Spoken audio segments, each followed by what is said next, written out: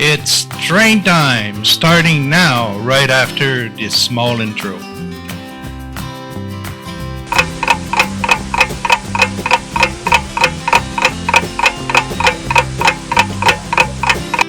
In compliance with COPA, this video is not for children under the age of 14. Viewer discretion is advised. Sponsored by Canadian Model Railroad.ca and by donations from patrons like you. Further support provided by Miniprints.ca. Make your layout come alive with the 3D creation of Miniprint.ca. And now on with the show with your hosts, Peter and Joe. Well, Joe, what time is it? Well, it's train time, episode 25. Happy anniversary. Happy anniversary. It's our anniversary show. 2 years already. Yep. The first years in January of 2020, when we start the first show, Jason Wood from Australia sent us a video. That's right. To it, he was wishing us good luck, Yes. and a new show and so on. And now, 2 years later, we have Jason Wood who sent us another video updating His layout, the Escarpment. Let's go see what Jason has to say. Yes. Enjoy. Hi, I'm Jason. Now, Joe and Peter have kindly invited me back to do a bit of a segment on their show. Probably would have been back on their, I can't remember whether it was their first video that they invited me way back, probably close to 2 or so years ago now. This is a 3-level layout. It's got 2 helixes in it, one on the bottom layer that goes from level 1 to level 2, and then I've got a semi-floating helix over here that goes from level 2 up to level 3. Been sort of designed as a dog bone, but also has point-to-point operation. I'm over here in Australia, and basically I've modelled this very loosely on part of the Illawarra South Coast line here in New South Wales. It sort of takes me back to childhood memories. I guess my grandmother used to take me on the train from Bulli Station up to Central Station up there in Sydney, and I have a lot of fond memories of that trip. Basically how I fell in love with trains. Got my first train when I was 4 or 5 years old. I remember having a bit of a track on the lounge room floor. Over the years, I've sort of come back and forth in and out of the hobby. I've built, a couple of smaller sort of shelf type layouts, and I guess that sort of leads me up to this one where I had the great opportunity where I could build an actual purpose-built train shed.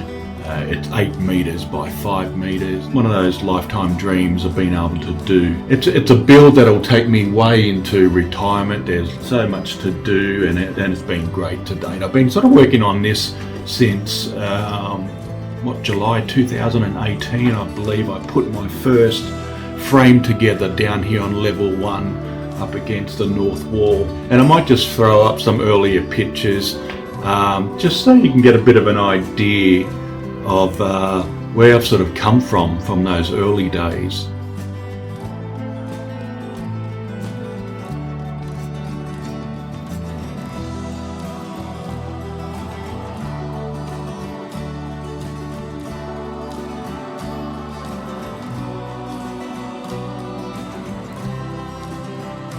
And that'll sort of bring me up to this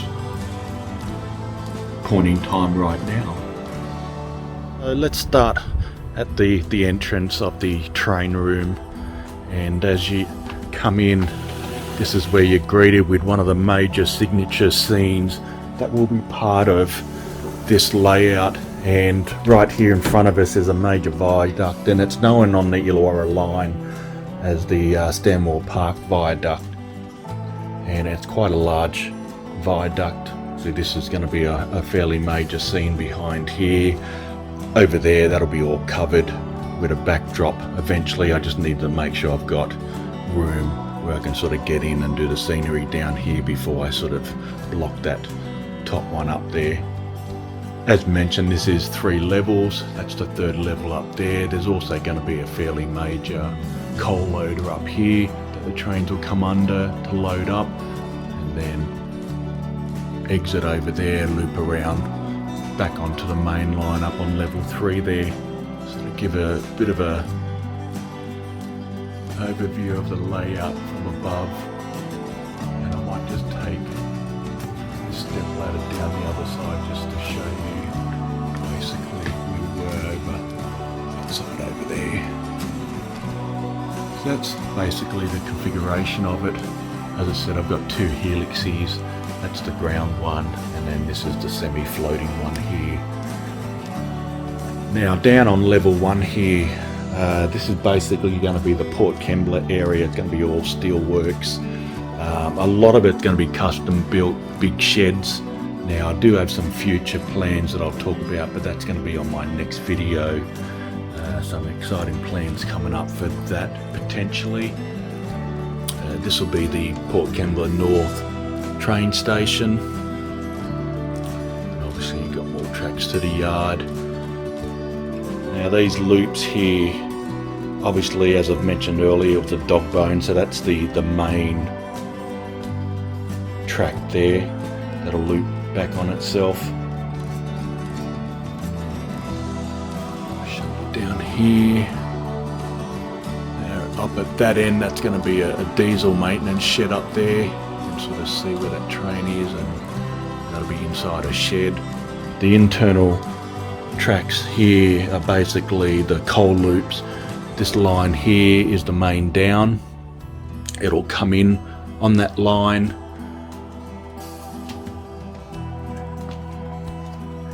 It'll shoot across to this track here, and then it'll come in, switch to the middle track, and this is part of the coal loop, and then it will basically come around and then veer off to here, and this is where the coal unloader will be, in this area here, and then obviously it'll loop back around and then join up here to the main line again. Right here, this has been some recent work.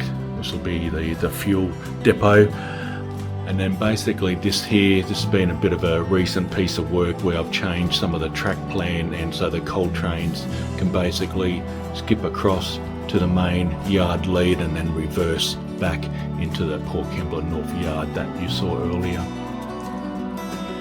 Now I'm still doing a bunch of track changes.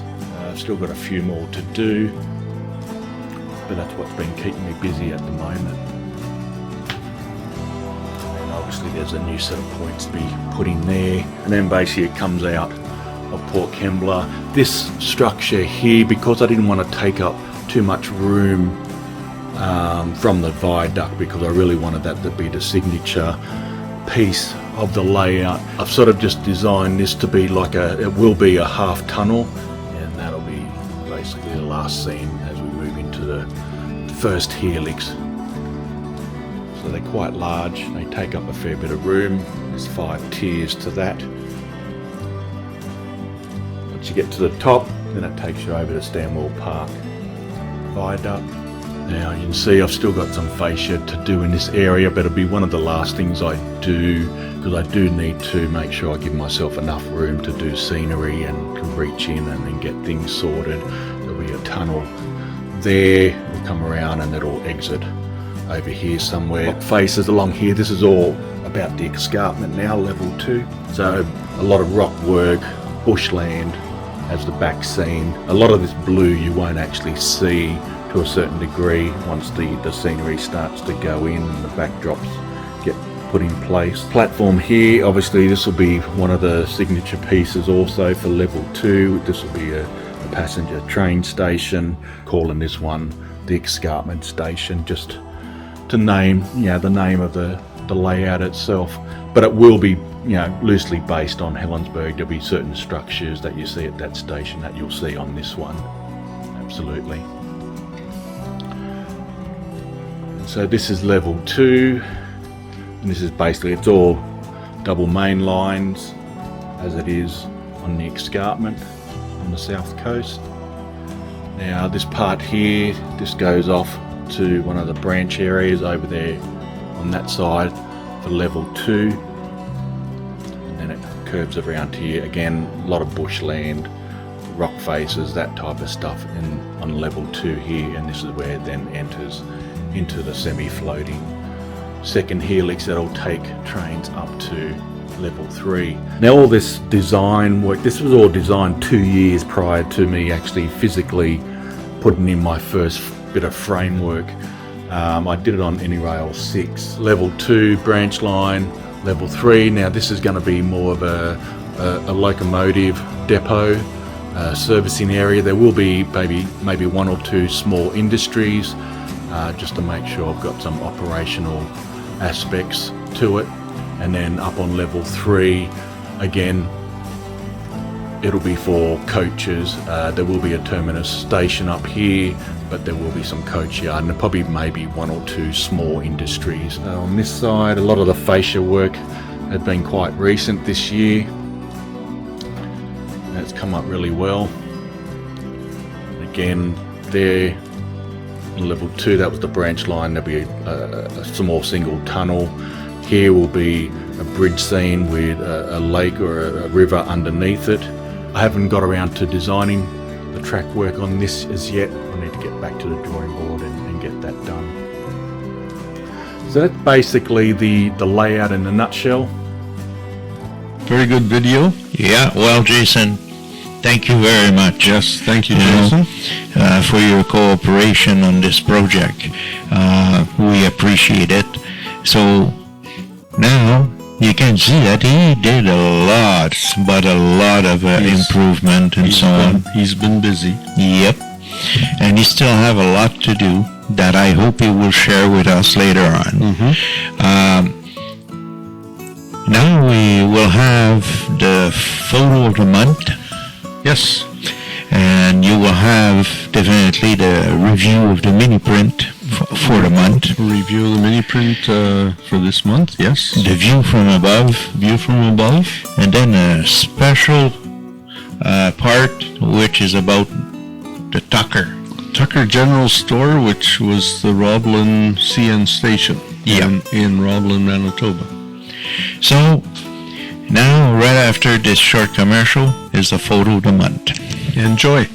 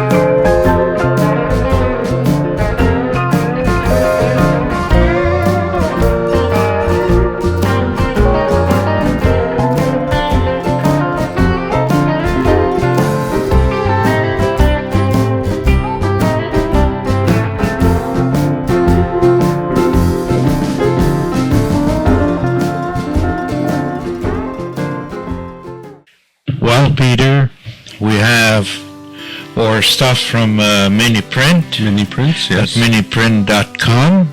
Yes. And this month, what you see right now is what was in the little box. Okay. So, we had 4 little flamingos. You find them in Transcona, in Manitoba. flamingos, yes. And then we had a shovel in here. Yeah. The shovel is very delicate but very well done. It's a snow shovel. Yeah. You know, the big scoop. Yeah. And the flamingos were easy to paint, no breakage, nothing of the sort, so Good. that was perfect. Good. And then, because it's winter, we got that little snow blower in here. Well, the detail on that snow blower are just amazing, Peter. And here in Manitoba, we certainly can use both the shovel and the snow blower this last little while. Oh, absolutely, you know. Mm-hmm. Matter of fact, yeah, more often than once. Yes. So, but that little snow blowers, well, I painted red with some blacks and so on and so on. Mm-hmm. But you can paint it about any color you want. You have to be very careful when you paint the snow blowers because the handles are kind of fragile. The handles and the levers, by the looks of it, eh? Yeah, they're very fragile. Yeah. Then came in there, it was in 2 pieces, the base here Yeah. and the Christmas tree. Christmas tree. The base has got a little train that is running around in here. Yep. And all around you got gifts. And the tree, you got some balls and some candles and so on. Mm-hmm. You know. So I painted the whole thing with a map that was white, representing the snow. But the tracks, I use a pencil. A pencil. Just a pencil to mark them, and that was just perfect. Because with a paintbrush, it will have a smear all over the place. And the last piece that he sent us was a 2-piece. One is the sleigh. Santa Claus sleigh. Yeah, with a bag full of gifts in there. Mm-hmm. Now there's a lot of details to paint on that specific sleigh. Yeah, looks like it, yeah. So by the time you do all the gifts and so on and paint it and the sleigh itself and the gold and the inside and the seat is a different kind, is kind of a pink in there, you know. And then the second part was the Santa Claus itself, you know, sitting on the sleigh. Very nice Santa Claus. You have to take times to paint that Santa Claus, so that is real. Lots of detail on him as well. And the only problem that I had, for whatever reason, I still have the top of a foot here on the bottom that I got to reglue to it. On his left legs, His boot fell off. Yeah, his boot fell off. So I guess he just had frozen toes. So that was the mini print of the month for December. Very nice. Eh? Very nice. Yeah, it is. Now, more than likely, now because that we do the review for Miniprint, more than likely our show will come in 2022 in the last week, towards the end of the last week of the month instead of middle of the month, yeah. So that we can give you the box of the month, the current month, instead of being a month behind. So we always send his print on the 15th, so by the time they get to us, well, it's about 7 to 8 days, and sometimes a little longer. So we'll try to adjust it in consequence of it. Okay. So that is the mini print review for this month. Don't forget to go and check all the new stuff on his webpage at www.miniprint.com. Well, another good segment. As usual. Yes. And mini print review was good. Yes. Yes. So now is the view from above. Enjoy.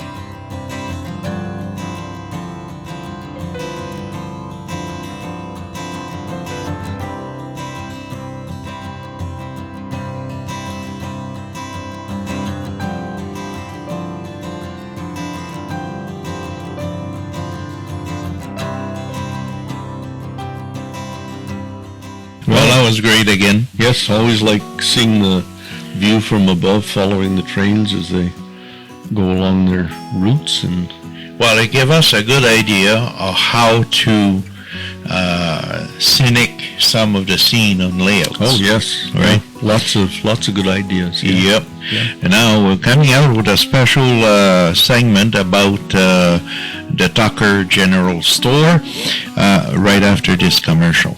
Ever wanted to take a nostalgic trip back to the steam era? Through the Window of a Train is the book for you. Or go back into history with the Memory of the Moonlight specials. Through the Window of a Train for $19.95, or Memory of the Moonlight specials for $21.95, or 4 limited time offers. You can get both books signed for only $39.95 plus shipping. Order now. Tucker General Store, the old Roblin CN station. I was very fortunate to have a visit there.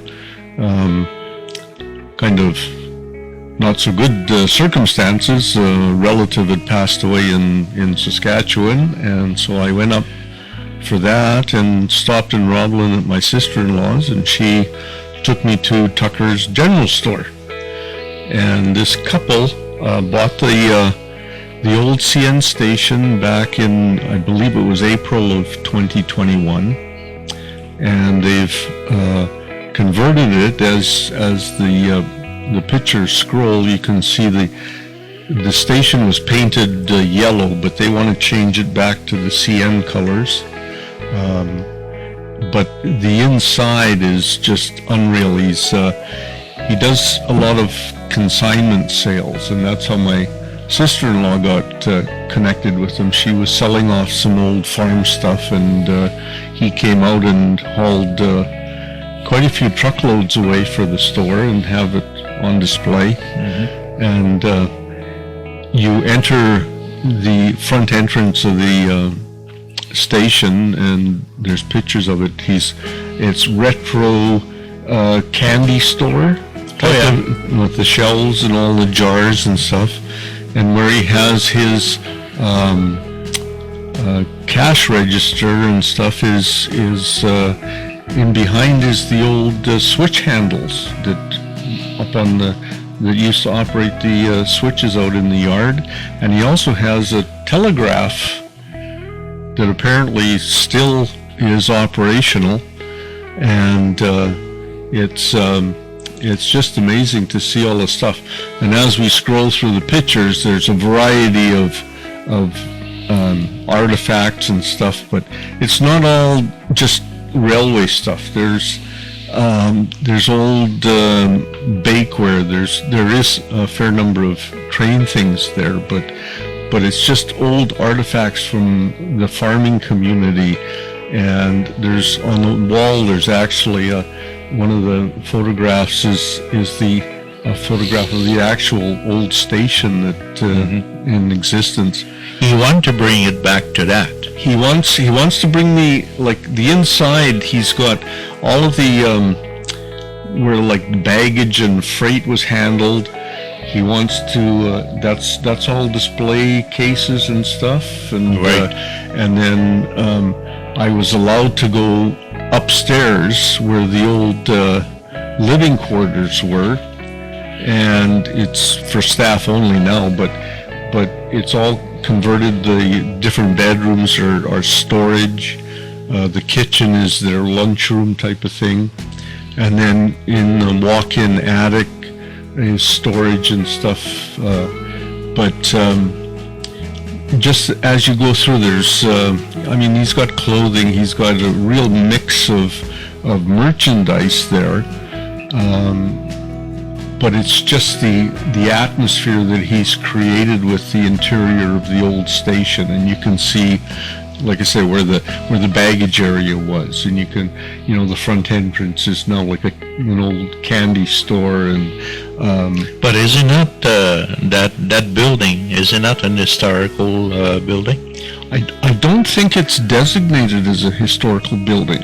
I don't know if they've gone to that extent with it. They bought it as from some other people that, of course, had painted it yellow. But anyways, that's. But it's just you go in there and it's the atmosphere of being in this old station, and CN or Via Rail still travels through Roblin. So it goes right in the front of the station. But it doesn't stop at the station anymore. I see. That's the train that goes up to Churchill, Manitoba, that goes through there. And but the station is not being used as a station for Via Rail. It's now this Tucker General Store, and he's very knowledgeable on what he's acquired there. It's like I said, it's mostly consignment stuff, but the owners, this Randy and Megan Tucker, they've really done a bang-up job there. It's just to go and if you're ever in the Roblin area, you got to go to Tucker's General Store and have a visit, because Well, it's a good way, Peter, to preserve some of the railroad history by doing so. It doesn't. Well, Portage has a museum in the old CP station, and then the Portage Club. Yep. But there is another view of how to keep some heritage, Absolutely. And it doesn't matter what kind of store is in there. No. It's better than demolishing all those stations. And like I said, the atmosphere in there, you think you're back in the old station. It's just, he's really done a very nice job with repurposing the station. So Wow. I sure hope that one day that he has a website so that the people can go and visit, because I don't think he's got a website. But if you're going in Roblin, check it out. check out Tucker's General Store. Well, that was great, man. Well, folks, another note, Peter here has totally finished the electrical system on the CMR. Yeah. Woohoo! Yeah, and now we can run trains. And we actually ran our first trains on Monday. Yeah. Monday we ran our very first trains, and in behind us on the prop here, I was very fortunate to receive in the mail Monday my 2 CP Heritage locomotives from Otter Valley Trains. Yeah, And they are Athearn, I believe, right? they are Athearn Genesis, and they are detailed very well, run great. We had them running Monday, and that's the old SD90 Max converted to the 90 CU. Yeah. Matter of fact, CP here in Winnipeg at the Western Yards, they had a pile of them in there, and they have reconverted some into the heritage and some to the military. Yep. That are running right now. The details on those locomotives are comparable to the scale trains. Yes. It's nothing to put onto it, nothing. You just take them, put them on the tracks, and run them. Well, you change the number for the long address. We just changed the code, and they ran right out of the box with all the sound and everything, and the detail on the locomotives is great. Matter of fact, the SD9043 is probably one of the longest locomotive we're gonna have on the layout, really. Yeah. Because I got the CP also, which was a Cato locomotives where the sound had been added onto it, which is a 9043, which was one of my first locomotive with sound. So, and I always loved the running of that locomotives, I think the day that it died down, I would just put it on the shelves because it's a memory purpose for me. But those specific locomotives that been done by Athearn in regards of heritage are excessively well done. I'm now waiting for the release of 6644, the D-Day commemorative locomotive, because that'll be the next one that I want to add into my collection. So do I. I do have on pre-order the CN military commemorative locomotive. So I wonder who will do the 6644.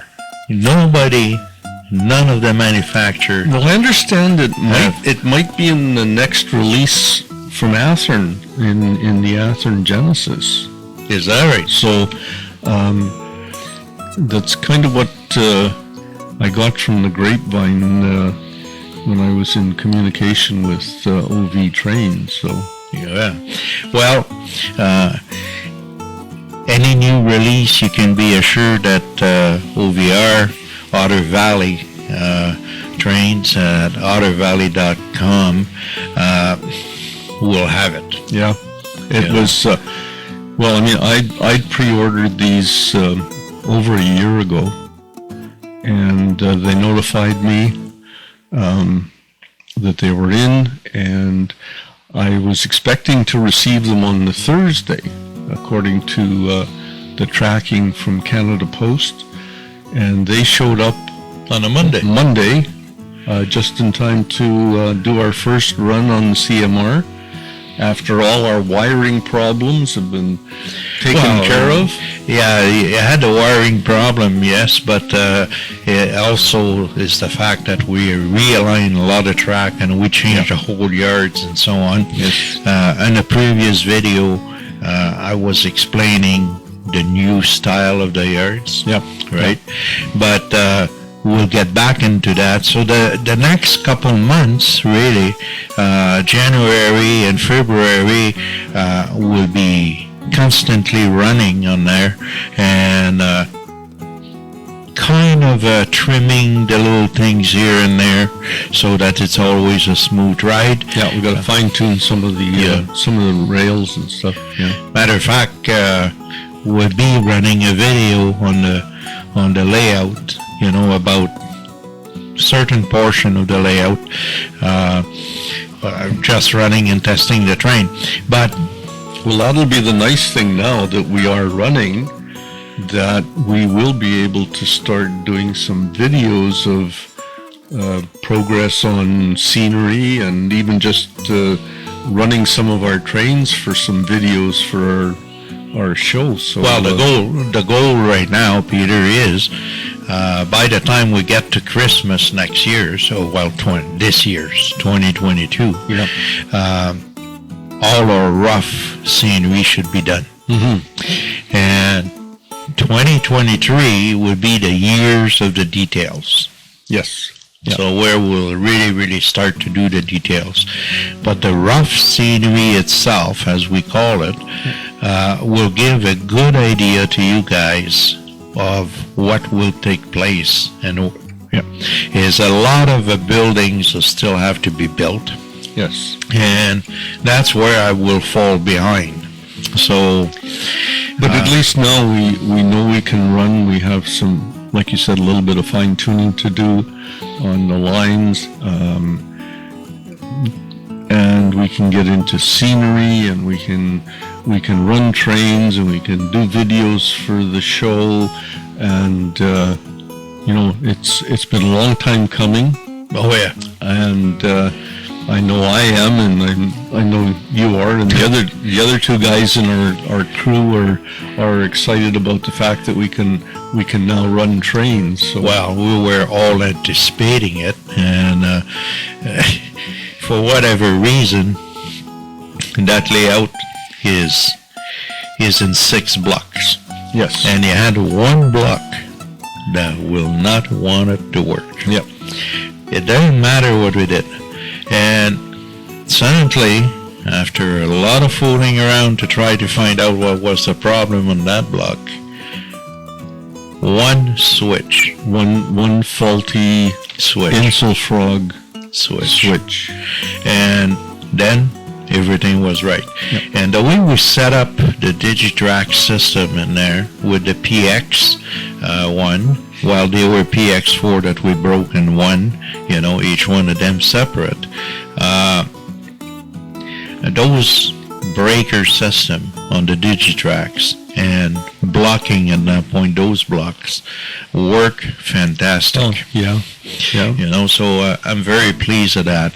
We got an additional PX1, and that is on the other side of the layout where the steel mill will be, because the steel mill will have its own breaker, because that is kind of far behind. Yeah.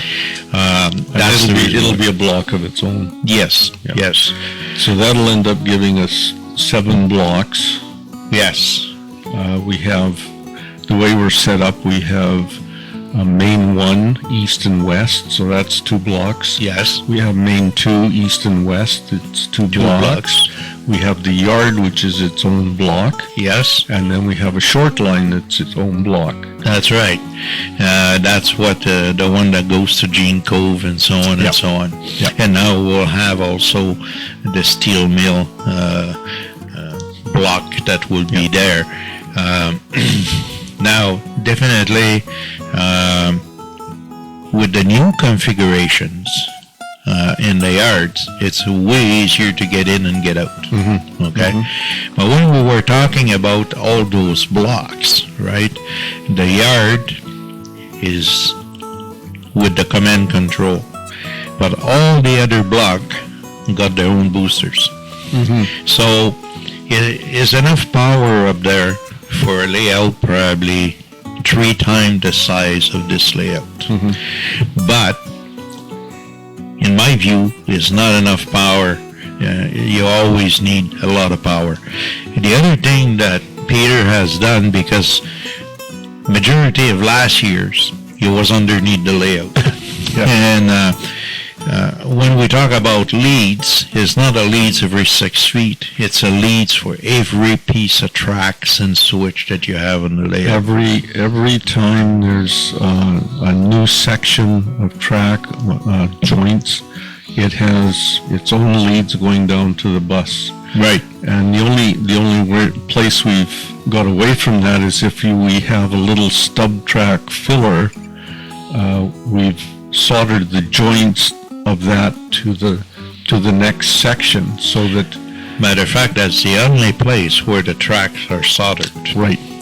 Everywhere else the joints are not soldered.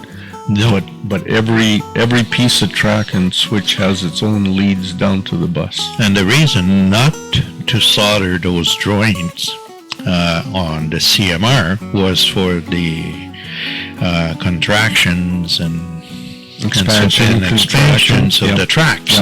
So we do not have that problem because of that. But and God forbid we ever have to replace anything, we can cut the joiners and take a whole section of track out and drop in a new piece.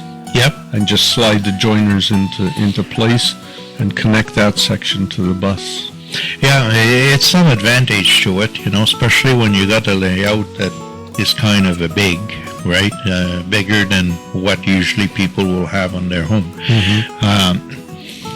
The layout itself, because we said it before, goes from the east coast to west coast of Canada, is a Canadian model railroad, that where CMR come from, anyway.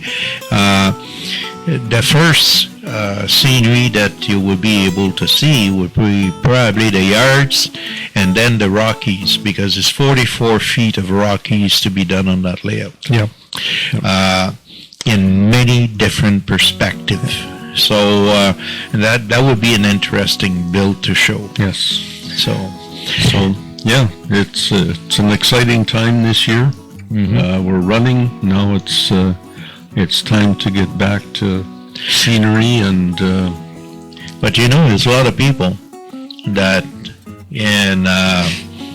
on Facebook and some other media talk about the power that you should have on your layout. I noticed that a lot of people will use exactly the same system, but use it in a totally different ways, Yes. right? Technically, it's nothing wrong, it's nothing right. Read the book if you are with Digitrax, but Digitrax is so versatile in many different ways. Lots of clubs choose Digitrax for that. Sure, NC is another good system and so on, but work totally different. When we had the blowout in here, some discussion take place if we replace the Digitrax with the NC, and we choose to stay with the Digitrax, but we expand it in such a way that Upgraded to the new technology. to all the new technology, which give us a better handling of the layout itself. So that's what happened with the CMR. So We look forward to the rest of 2022 and providing some pictures and videos to our viewing public. So keep watching our show, excuse me, and you will see quite a bit of that in the 2022 schedule. So, Peter, anything else we want to talk about before we close the show? no, I think that pretty much covers it. Yeah. Yeah. So, We're off to a new year, third season. yep.